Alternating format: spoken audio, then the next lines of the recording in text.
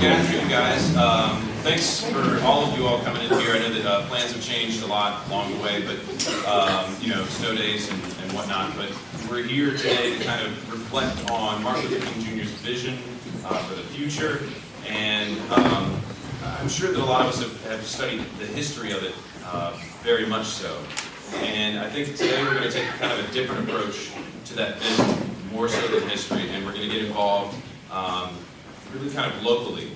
And we have a couple speakers. Some of you are going to see mostly adult speakers. Some of you are going to see your very own classmates speak. But as you do this, I hope that you can kind of open your hearts, open your minds, and sort of begin to reflect and see how you can impact the future. And that's the goal here, is the future of who we are as a people, inclusion, acceptance of those around us who may not look like us. I think that's very important that you put on that cap of kind of reflections there. So I'm going to introduce our first speaker, and once we are done, what we'll do is we'll have a short Q&A session here, and then we'll split you into different places. Dr. Hunter will make some announcements after we're done with Q&A. I ask that when we get to Q&A that you raise your hand, and Mr. Flowers here, who I'll introduce in just a second, he'll call on you, stand and speak clearly and loudly so that we can all hear what your questions might be. And then Dr. Hunter will have a few announcements, and then we'll split 6th and 7th grade. You'll be going out to some various locations. 8th graders, you all are staying here, is that correct? Okay. All right, so Gary Flowers grew up in Richmond, graduated from the University of Virginia and read law at Hill, Tucker, and Marsh. He's been the executive director of the Old Dominion Bar Association, special assistant to Governor L. Douglas Wilder, public policy analyst and coordinator of electoral observers for the 1994 elections in South Africa, vice president of programs and national field director for the Reverend Jesse Jackson's Rainbow Push Coalition, and executive director and CEO of the Black Leadership Forum in Washington.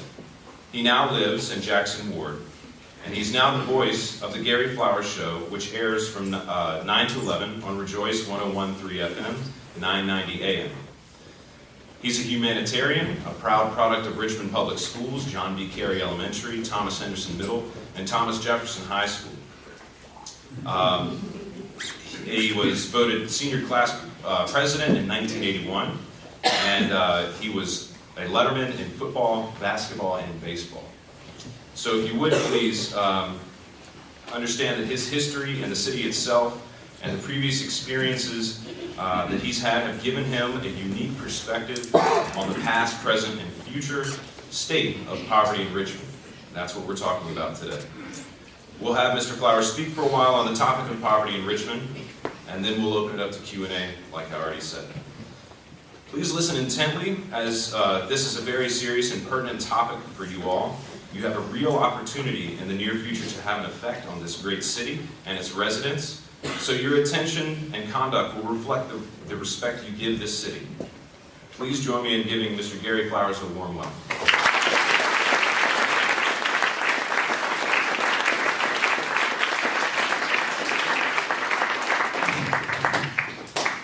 Well, happy Friday.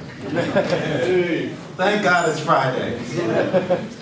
Thank you, Dr. Hunter. Thank you, Will Judd, and in his absence. Giving thanks to my classmate from University of Virginia, Sean Moore. I jokingly say that because I graduated in 1981, and Sean graduated 7 years later, but I count everyone after my class as members of my class. So I know that he's attending a funeral in Chicago today, but I'm glad to be here. And I say happy Friday partly because every day that we are alive, we should be grateful. Every day that we are alive, we should be grateful. So if you see me on Tuesday, what am I going to say? Happy Tuesday. There it is. So let's get started. On the subject of poverty in Richmond, Virginia, I say on my radio show all the time, let's unpack the knapsack. So let's break it apart. And in order to understand poverty in Richmond, we have to understand poverty in this country, the United States of America, and around the world. But first, I want you to repeat after me. In the spirit of Reverend Dr. Martin Luther King Jr., for whom we commemorate today, two poignant quotes come to mind. So repeat after me. Red, yellow, brown, black, or white. We are all precious. In God's sight. Once again, red, yellow, brown, black, or white. We're all precious. In God's sight. The second quote comes from Dr. King. Injustice anywhere is a threat to justice everywhere. Injustice anywhere is a threat to justice everywhere. And I was hoping to see either Gavin or Colin Johnson, and they're not in the class, are they? They're in lower school. They're in the lower school, okay. Well, I grew up with their parents. And when I see Gavin and Colin, I always offer them a word for the day. So today's word is empathy. Repeat after me, empathy. Anybody know what that means? Want to give a shot at it? No, there's a taker. Yes, sir. Arise and state your name and Henry what? Okay. Always give your first and your last name when you're introducing yourself. So let's begin again. Okay, what do you think empathy means? That. So when you put your feet in someone else's shoes, or another way of saying it, being able to feel their pain. That's what empathy is. So that's the word I want you to take away from my message this morning. But let's unpack the knapsack. So in order to understand what poverty looks like in Richmond now, we have to go back in history. The current stats by the government is that 27% of Richmond residents live under the poverty line. Anybody, have you all studied what the federal poverty line is? Anybody want to give a shot at it? Yes, sir. On UN Cross, isn't it 26,000 a year? It's actually 13,000 for a family of 3.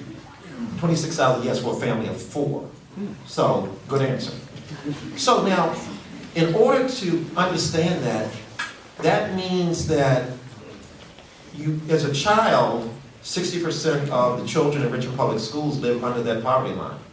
How many of you all had breakfast this morning? Wow. Good. Many poor children don't have breakfast. So when you all come to school well-fed, you have to put your feet in someone else's shoe and have empathy that they may not have had breakfast this morning. So they may not have the attention span that you have. How many of you all take vacations with your parents? Okay. Many poor children don't have that luxury. And so what I want you all to feel today is what it's like to live without. So let's go back to Dr. King. Reverend Dr. Martin Luther King was born in Atlanta, Georgia. His great-grandfather, his grandfather, and his father were very well-known ministers. They lived a very good life in terms of materialism. He never wanted for anything. He graduated from high school at 15 years old. He graduated from college at 19 years old. By the time he was 22, he had a master's degree in divinity. And at 25, he had a PhD in philosophy. So for Dr. King, growing up in a very comfortable situation, it was easy for him to go back to Atlanta and take over his father's church and live in comfort. But he chose to go to Montgomery, Alabama, and prove it for himself that he could succeed in life. He put himself in a position of relative poverty in that he was making very little as a preacher in Montgomery, Alabama. And that way he could empathize with people who did not have. So repeat after me once again. You can't speak for You can't speak for. People you don't speak to. People you don't speak to. You can't speak for. You can't speak for. People you don't speak to. People you don't speak to. Dr. King went to Montgomery, Alabama to speak to people who were less fortunate than he. And he did so. Now, he found himself in the middle of the Montgomery bus boycott, and he became a worldwide figure. But he didn't choose that path to become famous. He did so to serve. Another quote from Dr. King is, he said, sacrificial suffering is redemptive. Anybody can interpret that quote for me? Sacrificial suffering is redemptive. I know I've got to take her somewhere. But let me interpret it for you. That means to put yourself in harm's way or to sacrifice something in the light of God is redemptive. That means that you will be redeemed for that act. So let's go over again. Empathy, sacrificial suffering. So in the history of Richmond, of course, grows as a city because Christopher Newport and others who were exploring Virginia got to the rocks. You know, everybody seen the rocks in Richmond on the river? They couldn't go any farther west. So they said, oh, hey, this is a good place to plant our flag. So that's how Richmond begins. Richmond grows from the river to Broad Street.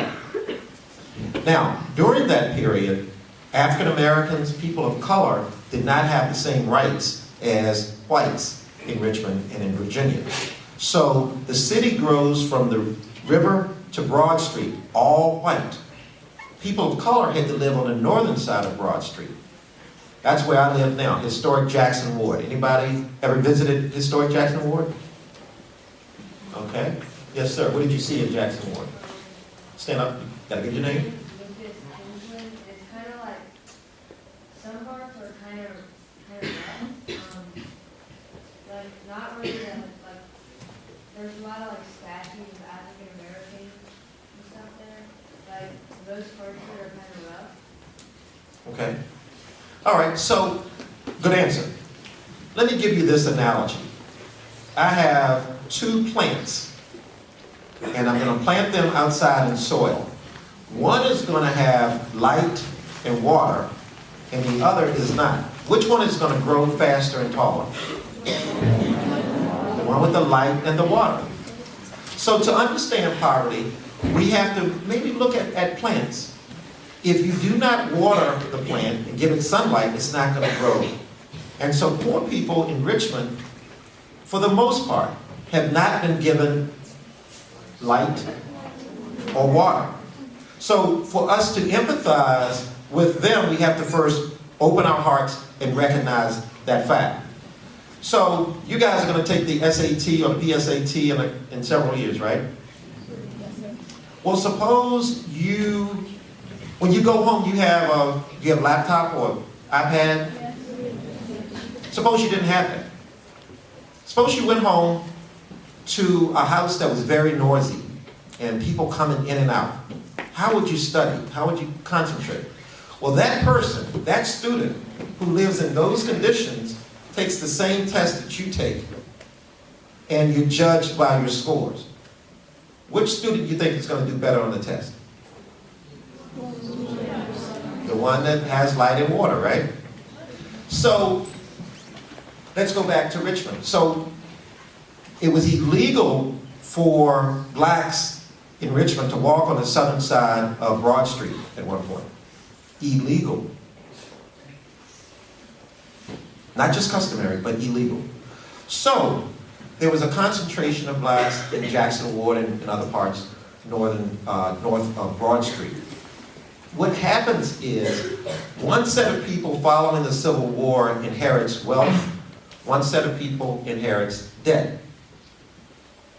And yet some people now say, look, we're all American. Let's just forget about the past and let's go forward. But we have to be instructed by the past so we can chart a good path going forward. How many of you all have thought about serving as an elected official when you mature? Anyone? Yes, sir. In the green? Oh, not you. Okay. Anyone else? No one wants to serve on city council? Yes, sir. Stand up and give us your name. John Wishner. And where would you like to serve? I would like to serve in the state Congress. Ah, in the state legislature. What is that called? The House of Representatives. The House of Delegates and the state senate comprise the Virginia General Assembly. So, on that note, the Virginia General Assembly used to be called the House of Burgesses. And it's the oldest deliberative body in the Western world. So let's get back to poverty. When you have a situation where people have been historically denied opportunity, light, and water, then you have a dysfunctional society. When you grow up and if you're elected to the House of Delegates, tell me a bill that you would put in to help to equal things out. Maybe I would put in a bill to raise taxes for people that have more money and give some of those taxes to people in areas that aren't so good, and then I agree with you. Now, for the sake of argument, suppose I'm one of the people who has a lot of money. I'm going to say, I'm voting against your bill. Why are you going to take my money and give it to them? I didn't do anything wrong. They didn't earn their money. They weren't smart enough. Go back to the analogy of light and water. Maybe they didn't have enough light. Maybe they didn't have enough water. So I want you all to consider as you mature and as you go into your respective fields of study, putting yourself in other people's shoes, having empathy for their condition. But like Dr. King, not just think about it, but be about it. Do something. Dr. King was a great analyst. But you know what he said about analyzing or overanalyzing? He said we can become a victim of the paralysis of analysis. Somebody tell me what that means. How do you interpret that? Paralysis of analysis. Yes, sir. you could get caught in just thinking about it and not doing anything about it. Exactly. So I pray that as you go into your respective fields, you'll not only think about the problems that arise with poverty, but you will actually do something about it. When I was your age, I was in the junior key club. Anybody heard of the Kiwanis Club? Any parents in the Kiwanis Club? So I was in the key club in middle school and in high school. We did service projects. When I matriculated to the University of Virginia, I was in a service fraternity. We did service projects every Saturday. How many of you all engage in service projects? Okay. Let me give one example. Somebody stand up and tell me what the service project is. Sir in the green. In Boy Scouts, we do service projects for things. Such as? Well, we do something called Scouting for Food, where we drop off paper bags at people's houses, and they put food in them, and we collect them the next week and donate them to the food bank. Excellent. Very good. Anyone else? Yes, sir. Yeah, my name is Charlie Evans, and me and my church, sometimes we go over and clean up a school that might need some help. Got it. Anyone else? Yes, sir. I'm going. What's your name? Yes. In the summer, I'm going to West Virginia to clean up houses and build them. Excellent. How many play on the sports teams here? Great. As you heard in my introduction, I play football, basketball, and baseball. So let's just take a team sport like football. One team wears, was it scarlet and gray?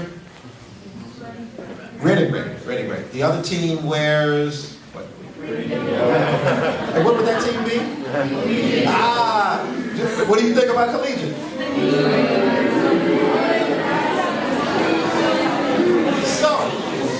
here's the thing. Here's the thing. You and your counterparts at Collegiate live in the Richmond metropolitan area. So in the sports vernacular, you're on the same team. I remember I played flanker and quarterback. But I had to trust the guy playing left tackle because as I drop back to pass, he's got my back, right? So if you wear the same team color, let's say Richmond is one team color, we have to look out for the backs of our teammates. And those are people who are poor in Richmond. So though you may be living in comfort, put yourself in their shoes and be empathetic. And when you do so, I think that we can make this world a better place for everyone. So thank you. That is my formal speech, but I want to hear your questions now.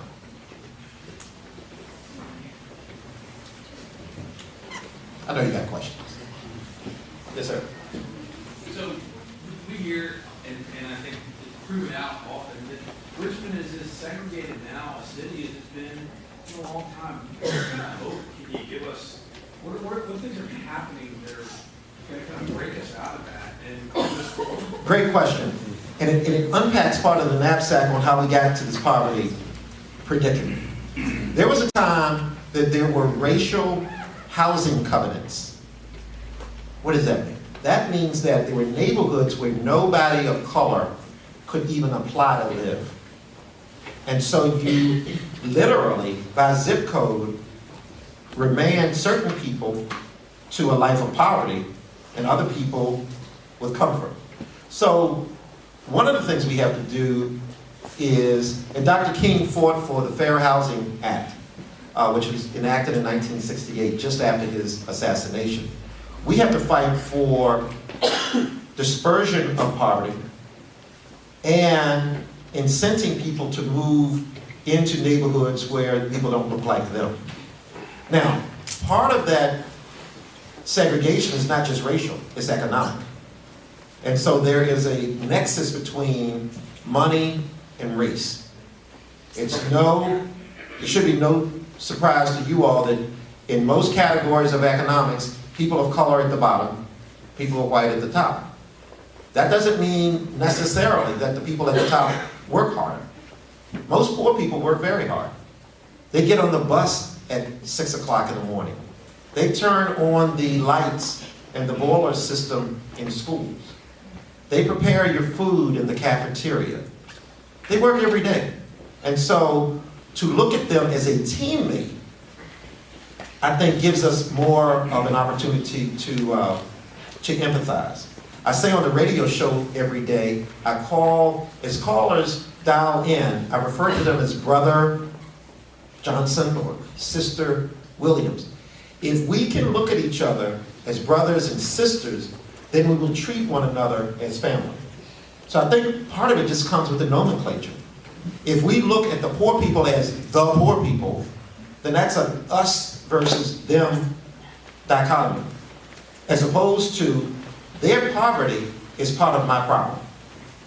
And I, as a child of God, I, as a conscientious citizen, I, as a person who cares and who empathizes, has a duty to help them. Yes, sir. My name is Grady White, and is there anything we can do in the community to help people in poverty? Yes. So, glad you asked that question. You can volunteer. There are organizations that go into communities of color and provide services. Maybe you could go in, what's your best subject here, academic subject? Math.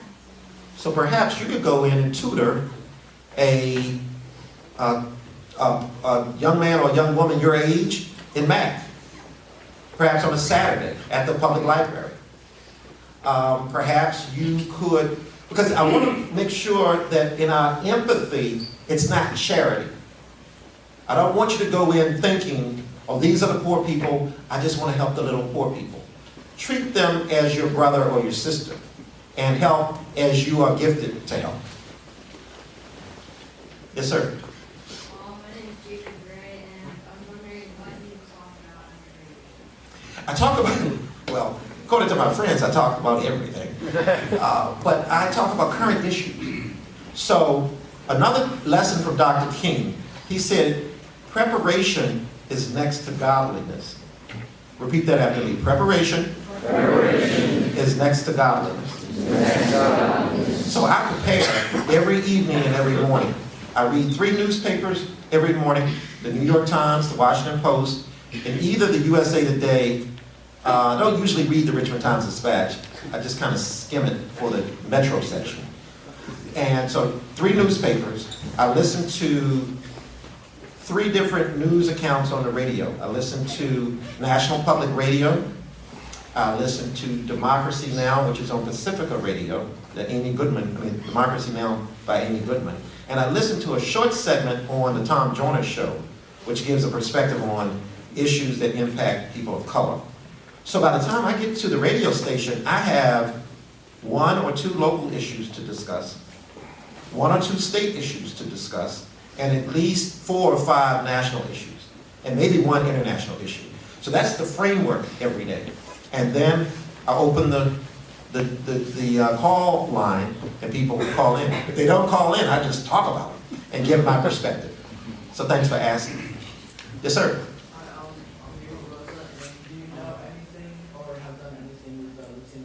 Oh, absolutely. Si se puede.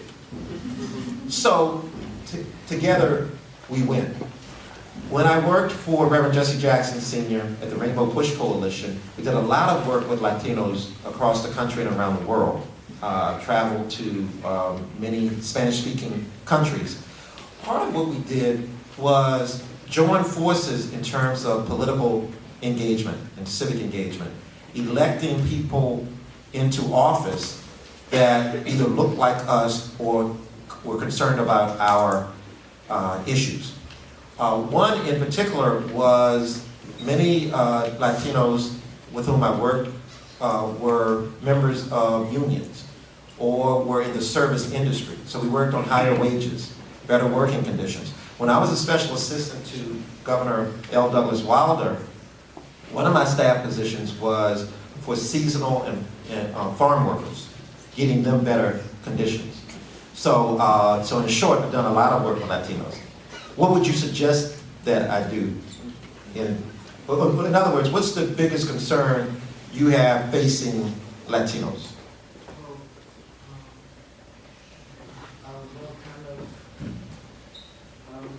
Kind of like the history of the Latinos and blacks, that they were in the same group as like white were superior over blacks and Latinos. White people thought they were superior. Yeah.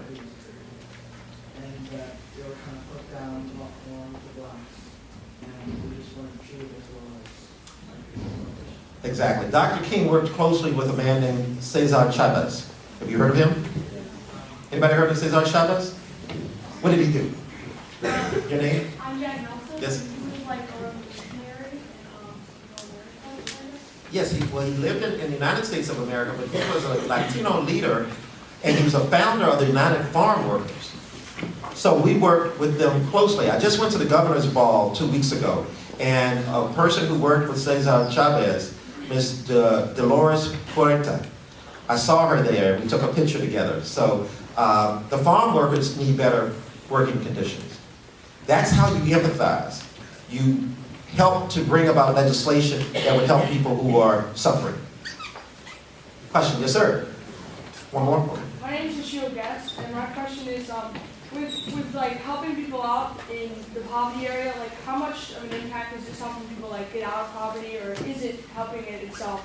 And if so, how much? Great question.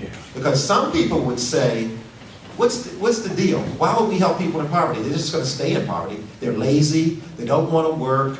You know, they want the government to give them everything free. These are misconceptions of people in poverty. One way you measure is how many people are on the rolls applying for government assistance. That's a measuring tool. The other is how many people are applying for public housing. So, at our best, we will produce legislation that actually moves the needle, moves people away from poverty. But a lot of opportunity for job training, prenatal healthcare, Head Start programs for kids in kindergarten, nutrition programs. And out of that, then you give people the opportunity to help themselves. To make that last, unless it's one more.